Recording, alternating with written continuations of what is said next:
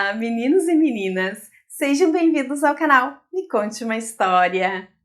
Então, inspirada na Sofia, seguimos em busca de histórias de mulheres inspiradoras.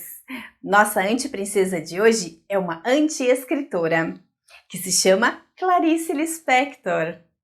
A escritora sem regras e sem privilégios. Clarice colocou pelo avesso as frases, os gêneros literários, retorceu as palavras e libertou os pensamentos. Ela se considerava uma anti-escritora, porque não gostava de estrutura, nem de coisas acadêmicas, nem de regras, porque escrevia onde e como podia, em papeizinhos, guardanapos ou com a máquina de escrever no colo, enquanto os seus filhos corriam e ela atendia o telefone e os ajudava nos deveres de casa. Clarice nasceu em 10 de dezembro de 1920, na Ucrânia, na Europa Oriental. Seu pai Pedro e sua mãe Marieta decidiram mudar para outro continente, onde já viviam uma irmã e um cunhado, porque havia uma guerra e eles eram perseguidos por serem judeus. Judaísmo é uma religião, mas também uma tradição que se espalhou pelo mundo inteiro. Foram perseguidos por terem suas próprias crenças e costumes. A família embarcou para o Brasil com as filhas Elisa, Tânia e a caçula Clarice. O navio chegou a Maceió em 1922, quando ela estava com 1 ano. Como terá sido pisar em uma terra tão diferente, com outra língua, costumes novos? As suas primeiras palavras foram em português. Sua infância foi muito pobre. Quando estava com 4 anos, mudaram-se para Recife, sempre pertinho do mar. Sua casa era tão velha que, ao caminhar, as tábuas do piso rangiam como se estivesse com dor ou fossem partir. Algumas vezes, seu almoço era um suco aguado e um pedaço de pão.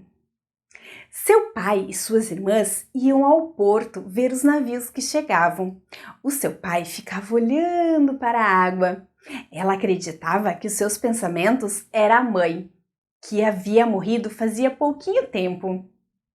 E era disso que Clarice mais gostava no mundo, dos passeios de domingo, de sair à rua para brincar e inventar histórias, ouvi-las e também criar. Vamos avançar um pouquinho. Clarice já tinha 2 filhos, Pedro e Paulo, e levava uma vida diplomática na Europa e nos Estados Unidos. Ela era responsável em organizar festas e jantares para os colegas do marido, um diplomata importante. Sim, poderia ser uma princesa, mas isso a incomodava. Falava que se sentia um peixe fora d'água. Não gostava, porque era exatamente ao contrário das madames. Madame é como são chamadas as senhoras da alta sociedade, que vivem com muitos luxos e se acham superiores às pessoas que têm menos recursos. Mas nunca parou de escrever e o fazia como a anti-escritora que se considerava. As e os escritores costumavam levar uma vida de reclusão e silêncio. Ela, ao contrário, ela queria estar ali, trabalhando com seus filhos.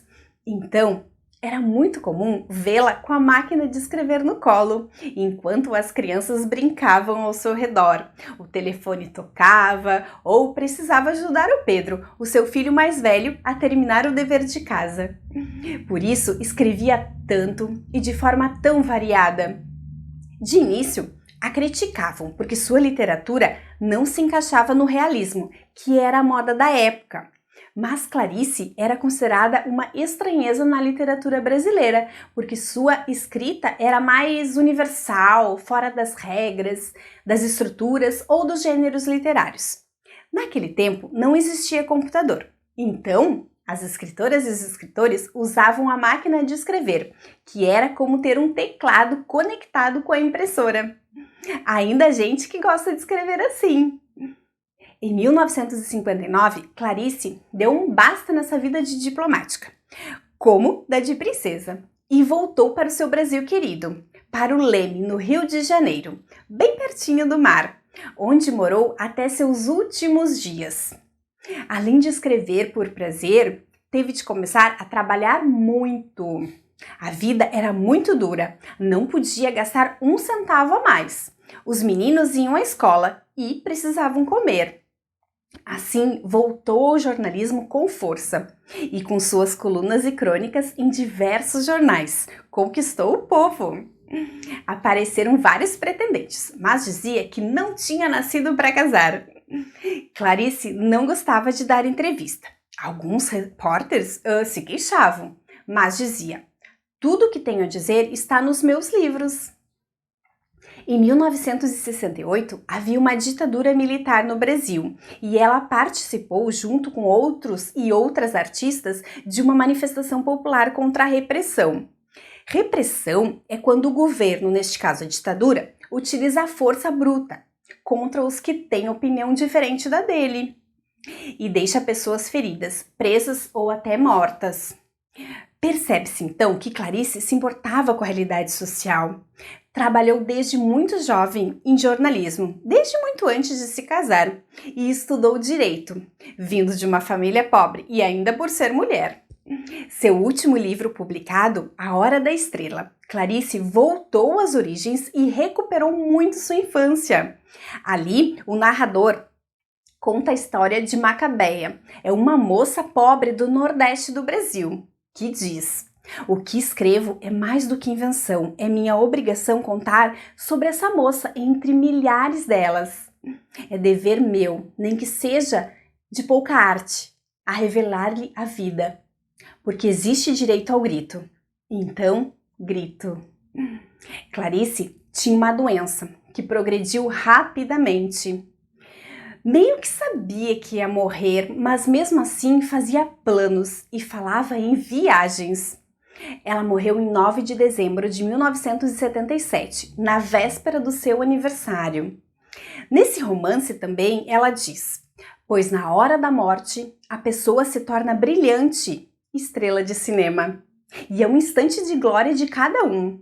E não podemos deixar de imaginar essa Clarice, artista de cinema em preto e branco, em sua hora da estrela, em suas milhares de fotos com esse olhar de gato e em suas centenas de histórias que terminam de repente, que quebram regras ou que nunca terminam e tornam a começar. Essa foi um pouquinho da Clarice Lispector. Espero que tenham gostado. Aguarde o vídeo de uma outra anti-princesa. E se você quer sugerir uma história para o canal, grave seu vídeo e mande pra gente. E lembre-se, meninos e meninas, sejam o que quiserem ser. Sigam o seu coração, sempre para o caminho do bem. Beijos na alma e no coração e até a próxima história.